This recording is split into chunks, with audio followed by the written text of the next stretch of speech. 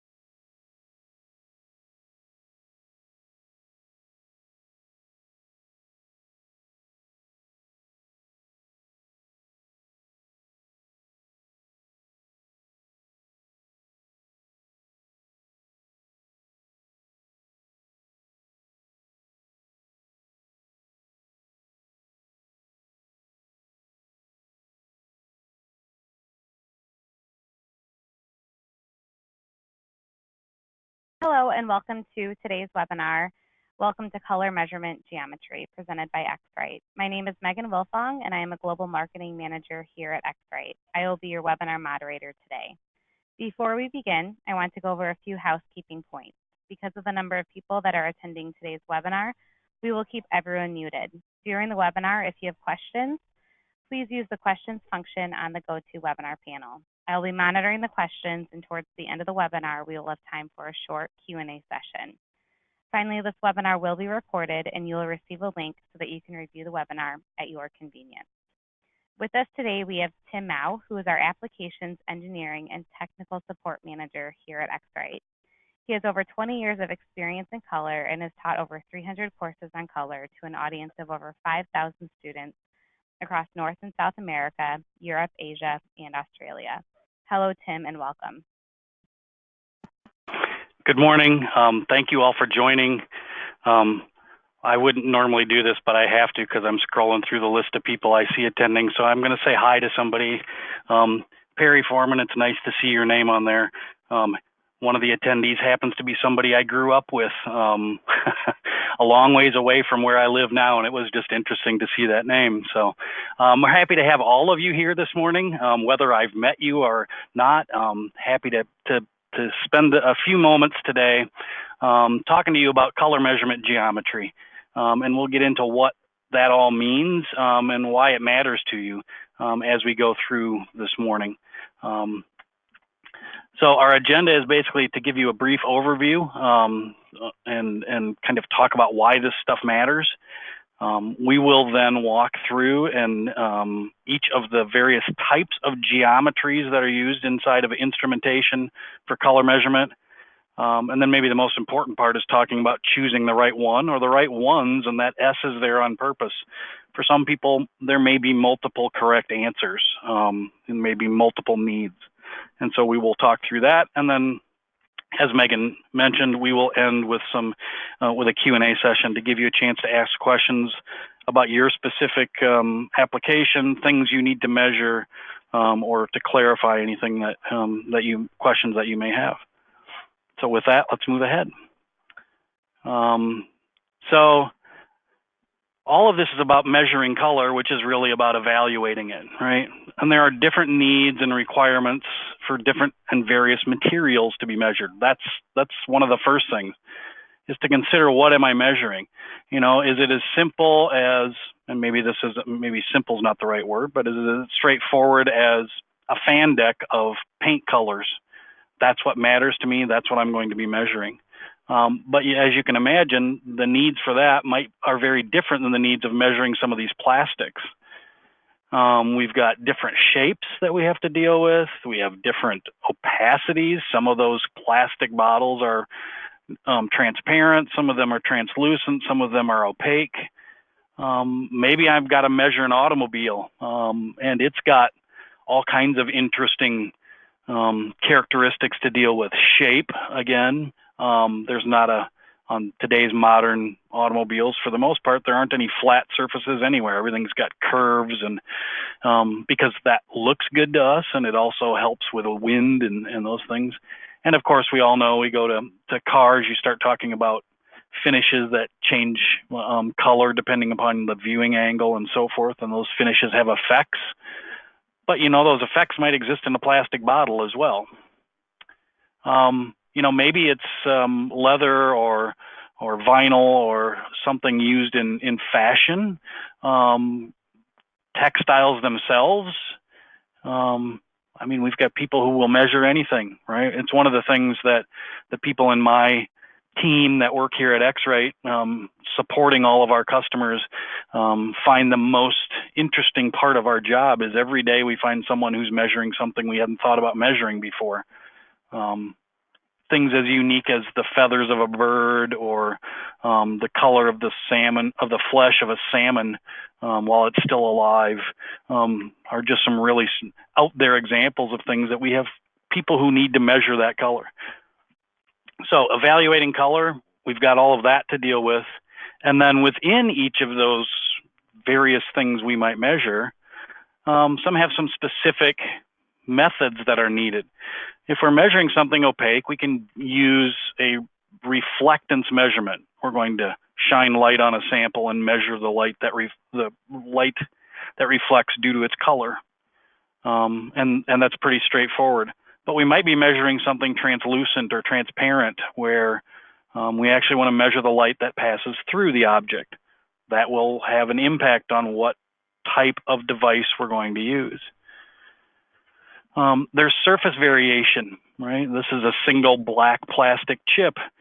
It's one piece of plastic, yet those two sides look very different. The upper half and the lower half look very different in color because of gloss. Maybe it's texture, right?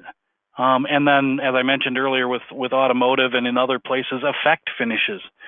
Some of them are just slight. They go from lighter to darker, but some of them, like the one in the upper right corner of that set of 9, where it's literally looking like a rainbow because it completely changes color depending upon angle. So depending on what it is we're measuring and what its makeup will really drive us toward what is the right instrument, what is the right geometry of instrument to use to do those measurements. So now let's dive into the meat of it. What exactly are instrument geometries? And what is that? Geometry, if you were like me, was that one class in school that maybe you didn't enjoy. Seems like lots of people don't enjoy studying geometry and angles and all those kinds of things, but it's important to us because instrument geometry is really talking about the inner workings of how a device measures color. Every color measurement device uses a light, and it has to detect that light, either after it reflected off the surface or after it passed through, if I'm doing a transmission measurement, at some angle or angles, right? Those locations of the light and the detection are its geometry. But just like if I'm going to use a screwdriver, right? Screwdrivers all do one thing. They turn screws to either tighten them or loosen them.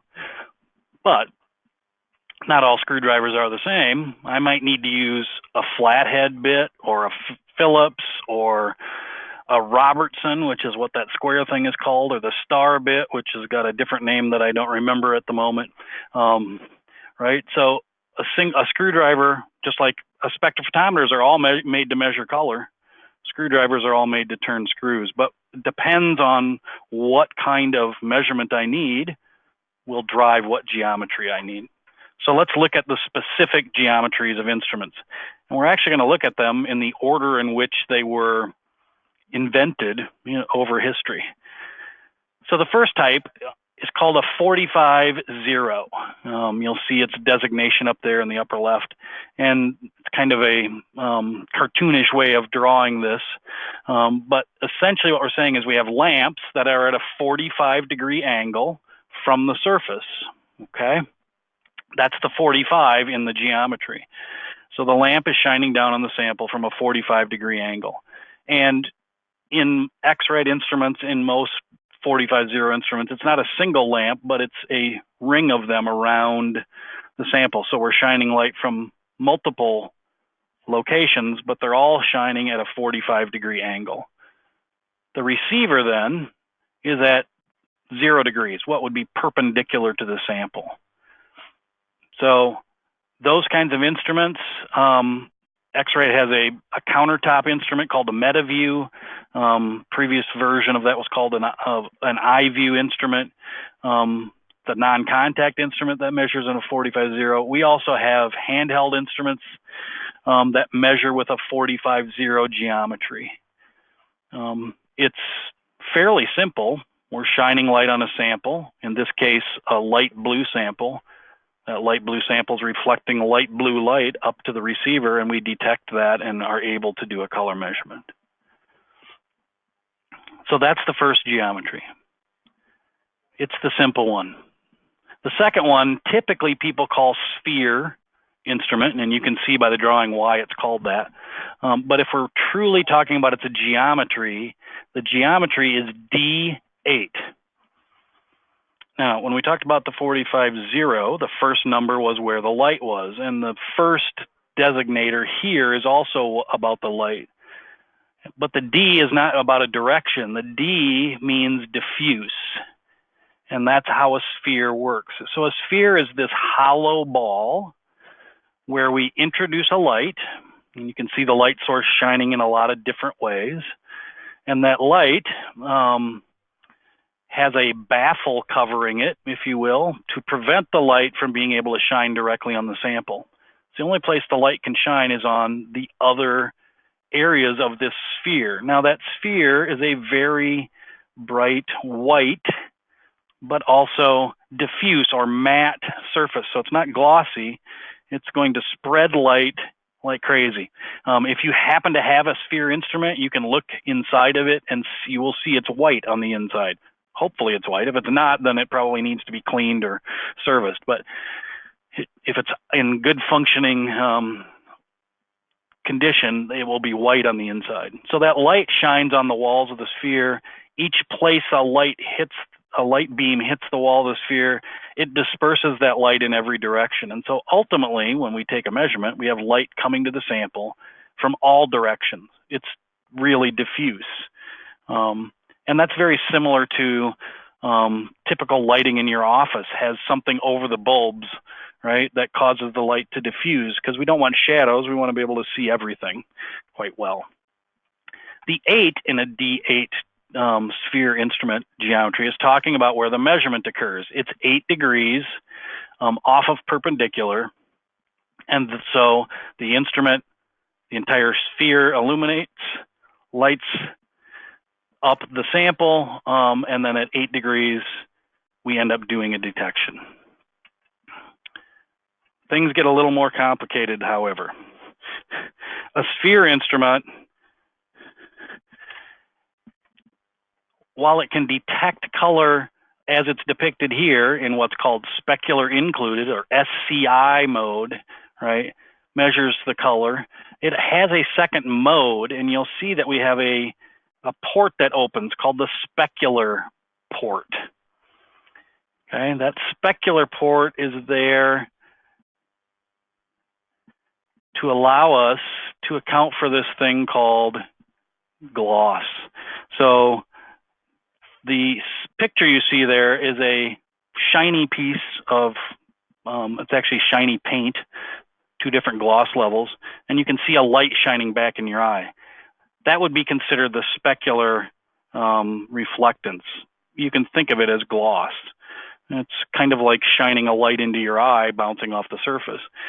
So with this instrument, we have the ability to open up this specular port, which allows the light that's coming off of the surface because of its gloss to escape the sphere and not be part of the measurement.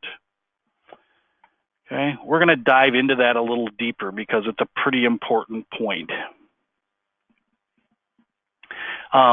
in just a second. But first, let me show you a couple of images. So this is a CI 7800. It's a benchtop spectrophotometer. That's a sphere-based instrument. We talked earlier about sometimes people need to do a transmission measurement. That's what this compartment right here would open and allow you to do, put a sample inside. We also have handheld versions of that same device, sphere instrument. Both of those can measure in both of these modes. So let's talk a bit about the mode. And to do so, I'm going to use this black plastic chip again. So it's a single plastic chip. It's got 2 gloss levels or 2 different surfaces. And everyone who looks at that would say, oh, the one on the top is darker than the one on the bottom, right? So let's call the one on the top our standard and the one on the bottom our trial. And so if I compare those, I'm going to expect that there's a lot of color difference between them. Maybe there is and maybe there isn't. So this is another picture of that exact same plastic chip tilted to the point where we're kind of getting it, where we're seeing the light as though it was reflecting, including the gloss, right near where that light would shine back into my eye, but not quite there. And you can see that both the low gloss side on the bottom and the high gloss side on the top are fairly similar in color. That's similar to what a SCI or specular component included measurement would do. And to help think through what these differences are, I always talk about a specular included measurement as measuring the colorant. It is detecting, is there a difference in the formula? Do I need to adjust the mixture of the ingredients inside of what I'm measuring? Versus this, which is a specular excluded measurement that sees a gloss difference as though it were a color difference. So to give you an example, I actually have done measurements on these two. And if I compare them, the delta E between the two of them, if I use specular included mode, is 0.83. It's a really good match and would be acceptable to most people. And so that's telling me coloristically or colorant wise, I don't need to change the formula of either of those two if I was trying to get, if they were separate objects and I wanted them to match. I'm at a 0.83. The mixture is good. However, if I look at the specular excluded delta E, it's 20.37. And so I have a very small difference in included and a very large difference in excluded, which is telling me that the appearance or the surface characteristics of that sample are causing a color difference. Why is this important? Well, if I'm the guy who's matching or making the formula to match this color, whatever it is, whether it's black, blue, orange, green, whatever, I don't want to go and adjust my formula because there's nothing in the formula that's causing a color difference. What's causing a color difference is a surface issue. So maybe it's as simple as I need a new mold to mold my plastic, or it's as simple as when I did my spray out of the paint on a panel, I didn't spray it very well and I got what's called orange peel, and the instrument is detecting that, and even my eye is detecting that. So here's how I remember them because they seem a bit backwards. SCI, okay, I always think of it this way. I, or included, it ignores the gloss or the surface. It's just looking at the real color. Excluded, SCE, excluded thinks everything is color. So excluded will detect a surface difference as a color difference. Included will ignore the surface to a degree, right? I mean, we can get extreme textures and even included would detect them. But essentially, that's the difference between SCI and SCE. There are several good papers out that describe this. You can get to some of that even content on our website. Even it's its own topic that can sometimes take a good deal of time to discuss. But it's important we understand. Most important that we understand that a sphere instrument's the only one that gives me the ability to look at both of those methods. And it's partially why certain industries and certain groups use this particular type of instrument. So the third type of instrument we want to talk about is called a multi-angle geometry instrument. In this, we have a light, which is again shining at a 45-degree angle to the surface. And then you'll see in this particular instance, we have 5 angles where we are measuring color: 15, 25, 45, 75, and 110. Now, it's kind of misleading because the 45-degree angle measurement, we previously on a 45-0 instrument, we called that spot 0. Okay? Because in a 45-0 instrument, the angle of measurement is defined as how it is relative to perpendicular. As soon as we start talking about multi-angle geometries, those degree numbers are relative to what's called the specular angle.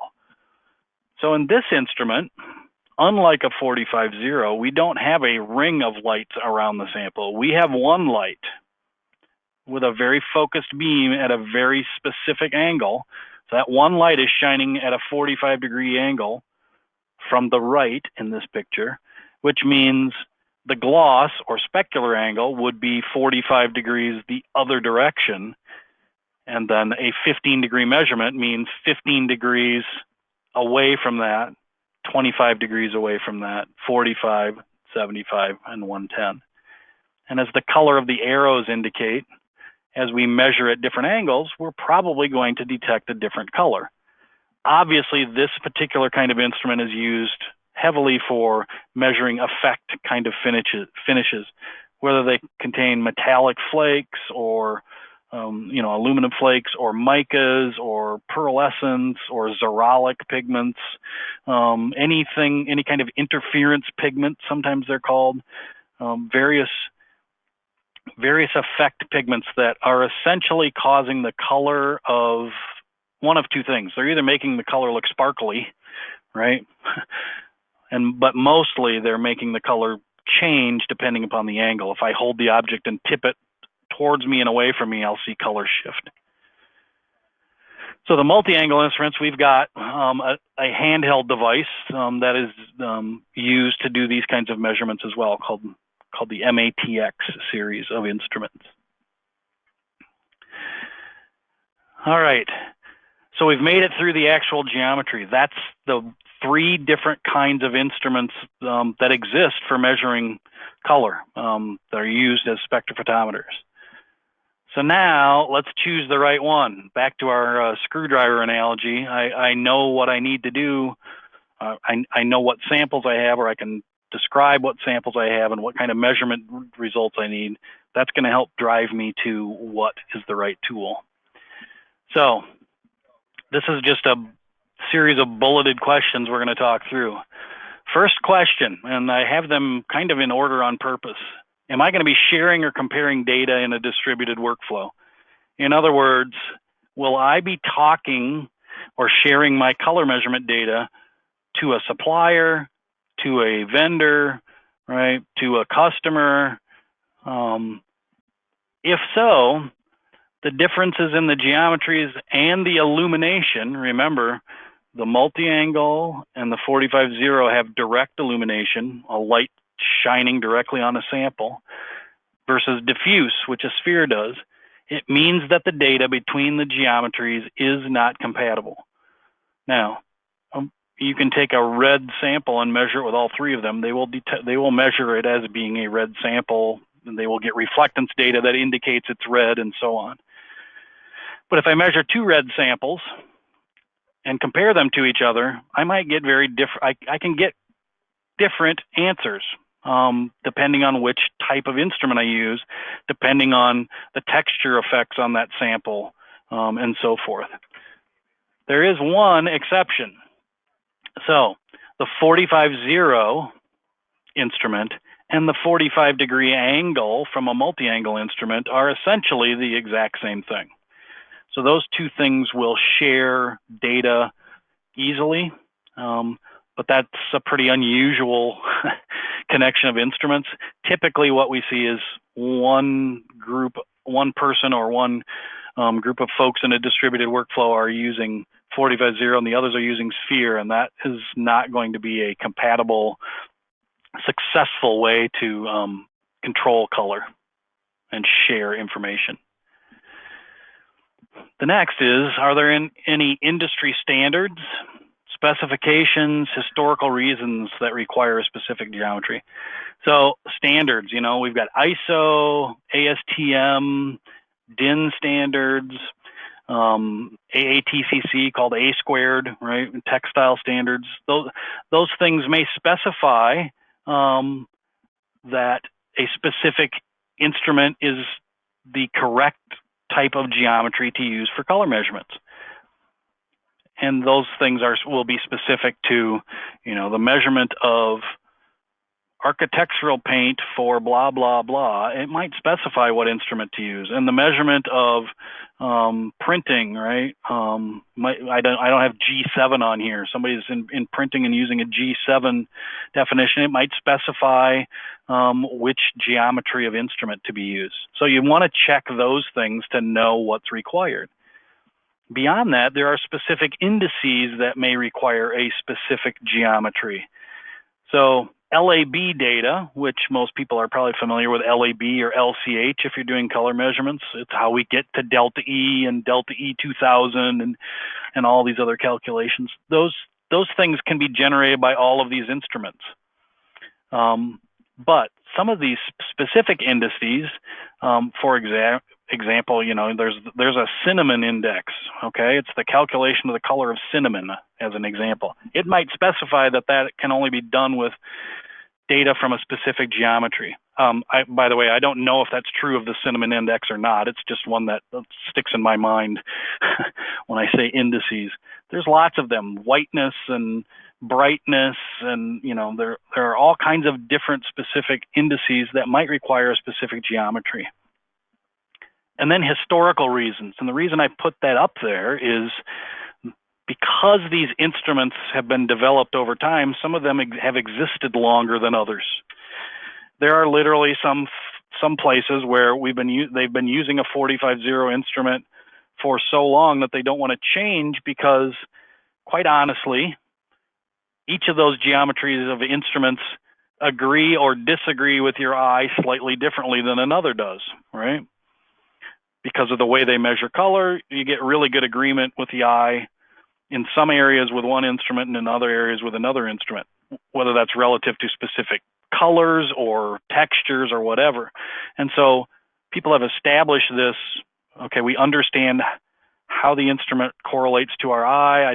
Switching to a different geometry it's a bit of a change in understanding that correlation. Does the material I'm measuring demand a specific geometry? So, for example, if I've got transparent, translucent materials, if I want to do a transmission measurement, I have just decided I'm using a sphere instrument because it's the only one that will do that. Right? There aren't any 45-0 or multi-angle transmission measurements. So I'm going to be using a sphere. Do I have effect finishes? If so, I probably need a multi-angle instrument. I might be able to get away with a 45-0 instrument to measure one angle. What I don't want to use is a sphere because a sphere with its diffuse illumination would essentially negate the effect by averaging all of the angles together because I have light coming from every angle at the same time. Do I have extreme textures? Am I measuring something like stucco, which has an extreme texture to it, and so I'm going to lose light, and all kinds of things are going to happen. That might drive me to a specific geometry. Maybe I have some extremely small samples.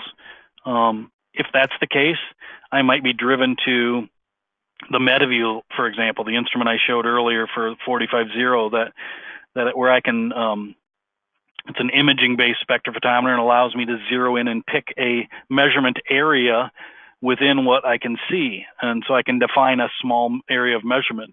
You can't do that with a multi-angle. A multi-angle instrument, for example, I think the smallest it can measure is about 20 millimeter diameter, simply because we need that much area to get the light and all the angles in.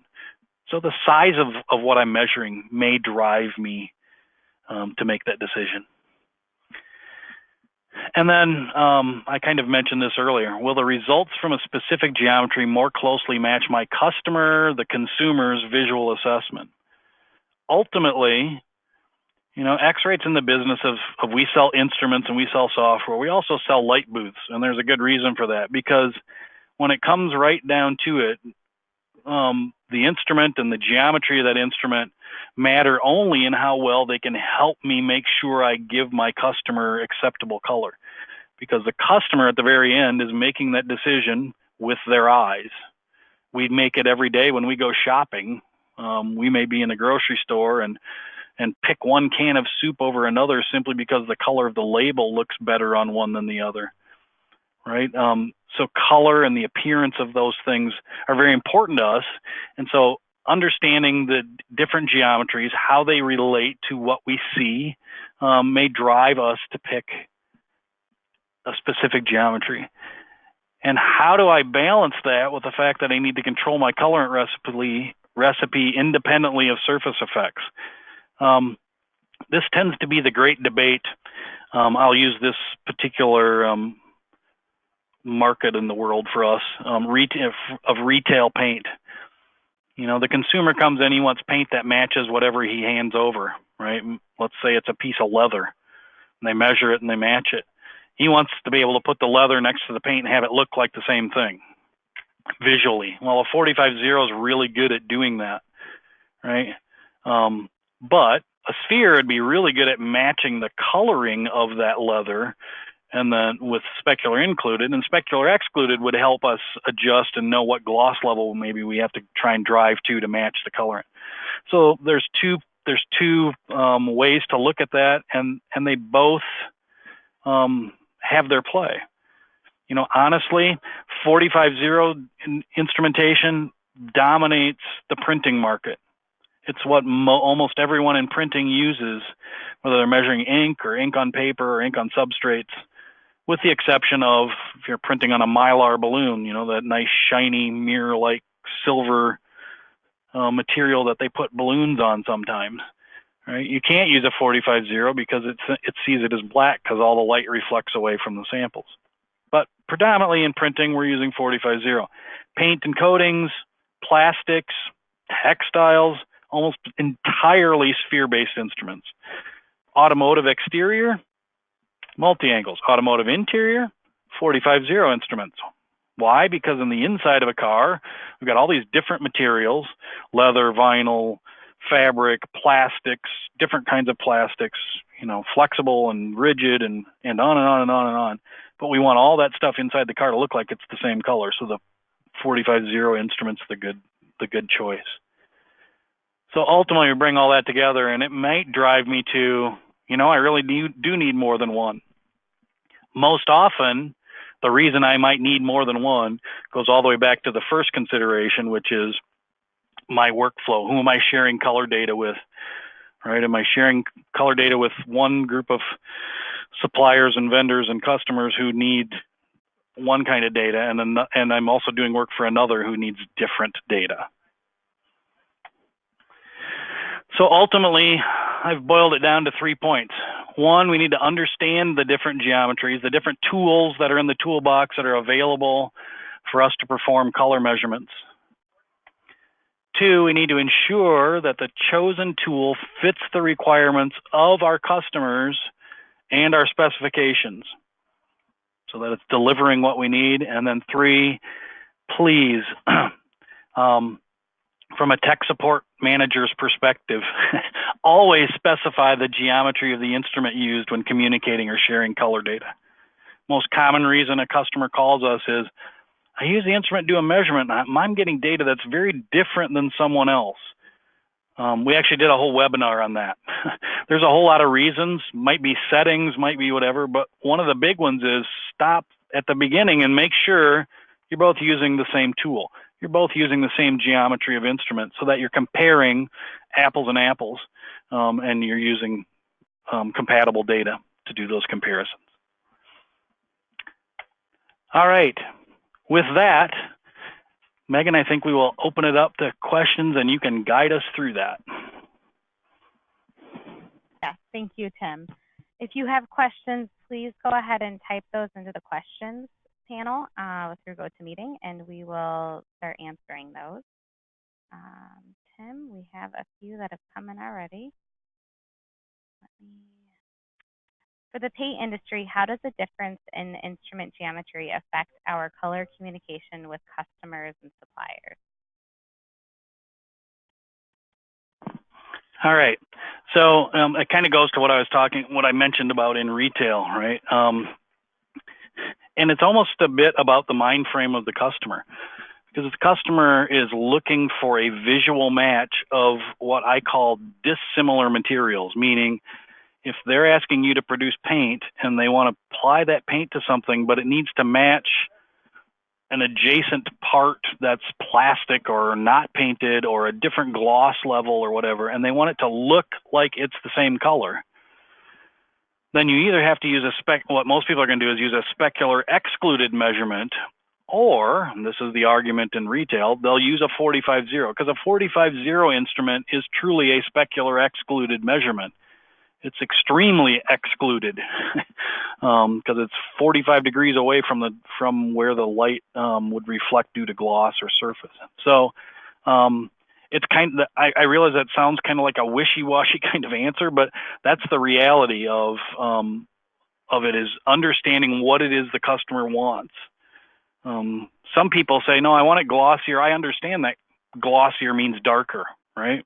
I mean, any color other than white typically. If you make it glossier, it starts to look darker, and some people expect that, and that's what they want, but some people may say, no, I want it really glossy, but I want it to look the same. Okay, that means I've got to use, in most cases in paint, they're using a sphere instrument and doing that work in specular excluded mode.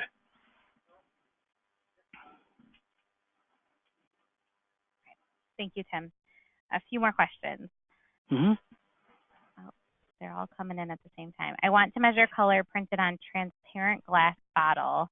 This is semi-transparent as paint is opaque, but glass is transparent. So which geometry would be most suitable? So there's a couple of options there.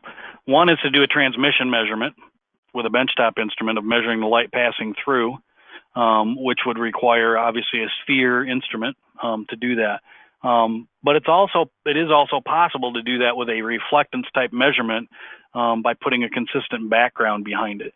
The difficulty, and that would allow either geometry to be used, but I'd caution very heavily against a 45-0 instrument for that, simply because the glass itself has so much gloss or first surface reflectance that it may cause so much of the light to be away from the detector that it can't properly detect it. It's almost like the Mylar example I gave of those shiny balloons, right, that are almost like a mirror. If you measure that silver mirror colored kind of surface with a 45-0 instrument, it will actually see it as black because there's no light left coming back to the detector. Or if you measure that with a sphere, you're going to see a gray or a silver color. And as soon as you're putting something on glass, you may have that same problem. There are some additional things to be concerned with glass, like the fact that light passes through it horizontally, so to speak, right? It can go out the edges of the glass rather than passing through and so forth. But from a geometry perspective on glass, a sphere is probably what we'd recommend. What type of light sources are used in the X-Rite colorimeter? Are they all the same? So they aren't all the same. I'll make one correction. They're all spectrophotometers. Colorimeters use a different means of measuring color. So all of our spectrophotometers, it varies. Benchtop sphere instruments have a pulse xenon light. Handheld instruments have a tungsten halogen lamp. The MetaView, the countertop 450 instrument, uses LED technology. So we've got a variety of them. The key there is that it almost doesn't matter what that light source is. There are some specific applications where it does, but for the most part, calibration is about calibrating the light being used in the instrument and detecting what 100% of that light looks like, and then we can do measurements from there. I've never seen it done, but I've always heard it said that you could build a spectrophotometer with a candle as a light source, as long as the candle was nice and long and burned consistently. You could calibrate the light coming from that candle, and it would be repeatable. So that's the answer. We use a variety of different light sources. Perfect. What type of instrument do you think would quantify color from a marbleized color print? Yeah, marble. Oh, that's fun. Natural surfaces. They're sought after and desired because of the beauty of the variety of color that's through them. But then we have to try and measure them and control the color of something that naturally, or in this case, if you're printing it, you're trying to mimic natural color, right? You're trying to print variation and then control the variation of color. So there's a number of different ways to do that. For the most part, if you use an instrument with a larger aperture on it and take a measurement of that, either kind, sphere or 045, 450, sorry, doesn't really matter. If you're using a larger size aperture, it's going to average together everything that's in between or inside the aperture. And so it's not going to measure the independent strains and lines and variation in color. It's going to average them all together. So as an example, if you were measuring a teeny tiny black and white checkerboard and you put it inside the aperture, you're going to get a gray result because it's going to average black and white together and you're going to get gray. Something like the MetaView does, when I talked about measuring a small sample where you've got an image-based spectra, you can see what you're going to measure before you're going to measure it. You can specify where in that image to take the measurement down to a 2 millimeter circle, and that becomes the measurement area. You might be able to get to the point where you can measure the individual strands or veins of color throughout that marble. So it's not an easy thing to measure, but there are ways to do it. Okay, thank you.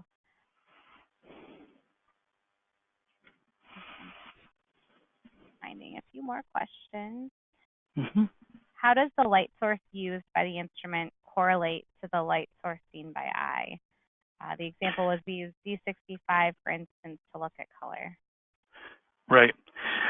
So again, light source, remember, the thing we have to remember is all of the spectrophotometers, all these different geometries are, whether we've got multiple angles of data coming, a single angle, or included and excluded data, all of those, the instrument is simply reporting % of light reflected at each of the visible wavelengths every 10 nanometers.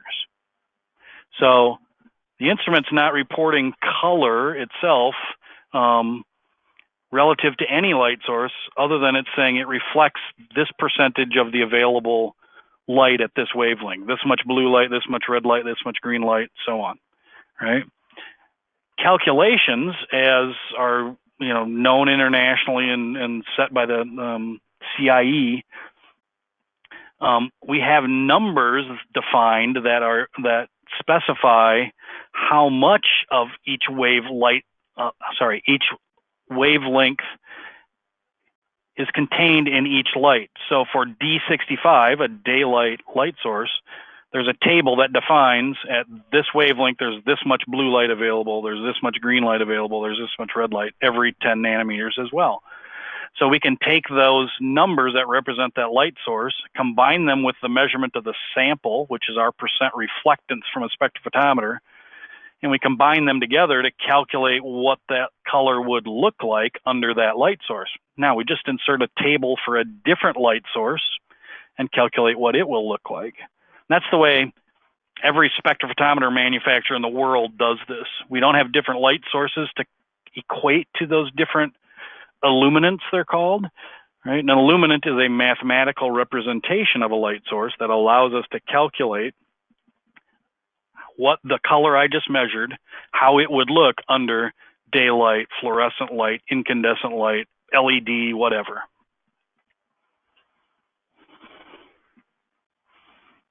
If a supplier wants to supply smooth and textured surface material for interior application, should we use specs to compare to smooth standards? Yeah, so if the goal is that they need to visually match, even though their surfaces are different, then yes, you'd want to use specs. One of the advantages our instruments all provide, that not all sphere instruments in the world do, is that we do simultaneous.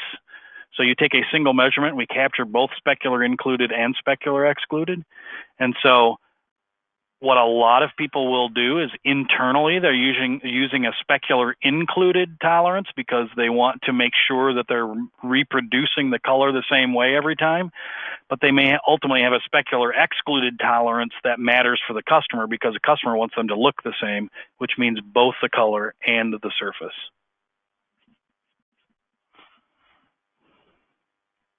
What is the difference between 045 and 450?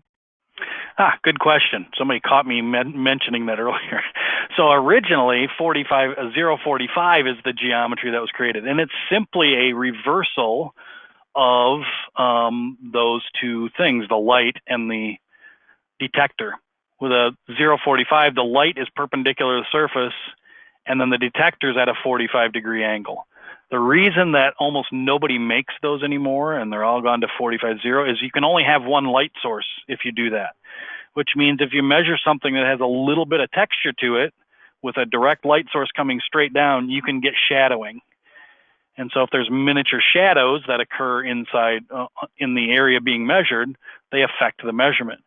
By putting the light at 45 degrees and putting a circle of lights around it, you kind of greatly eliminate the shadowing that could take place because of texture, and therefore you get a much more consistent measurement by using 450.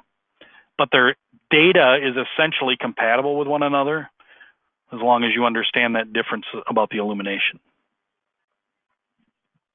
What instrument would you recommend to measure aluminum surfaces? Aluminum? Yes, like aluminum and steel coated panels. Got it. So if we're actually measuring the metal itself, you probably, again, want to go to a sphere instrument. One of the things that happens when we're talking about metals, not only do we have to worry about them being potentially being polished and glossy, they also have directionality to them. If they have like a brushed aluminum kind of finish or a brushed steel or whatever, those things will cause issues with a directional instrument, meaning if I put the sample underneath a 450 instrument, take a measurement, and then I rotate the sample slightly and measure it again, I get two very different answers, even though I've just measured the exact same spot twice, because I just changed the orientation of the material and the light sources. Putting it on a sphere, I don't have that problem because of the diffuse illumination. So a sphere is really the desired instrument there. And then another instrument geometry question. What would be the right geometry that you'd recommend for fluorescence? So especially in textiles, paper, and fabrics. Okay. There I'm going to go actually beyond geometry and say you want to go to a benchtop instrument most likely. And here's why. Not only are they sphere-based instruments, which is part of the what's necessary, it's one of the applications where the pulse xenon flash lamp matters because of it has a nice high amount of UV energy. And then the benchtop instruments allow us to measure below and above the standard 400 to 700 nanometers of visual of the wavelengths that we can see visually. And the reason we need that is that if you're measuring something with optical brighteners in it, OBAs in paper or textiles or whatever, you probably want to be able to calibrate the UV in your light, and so you have the ability, to do that. There are filters that can programmatically be inserted into the light source on a benchtop instrument, so you can calibrate your instrument to read specific, or basically calibrate its fluorescence, and then measure fluorescent colors with that and be repeatable. Okay, and that was actually the last question. So Tim, I really appreciate going through all of the answers. If your question was not answered, we will follow up with you separately. So again, just thanks so much for spending the last almost hour with us. We really appreciate it. We will have this, it is recorded, so you will receive a link. The link will actually come from GoToMeeting versus from an X-Rite email address. So just plan to see that tomorrow. Again, thanks, and Tim, thank you. Thank you. Everyone have a great day.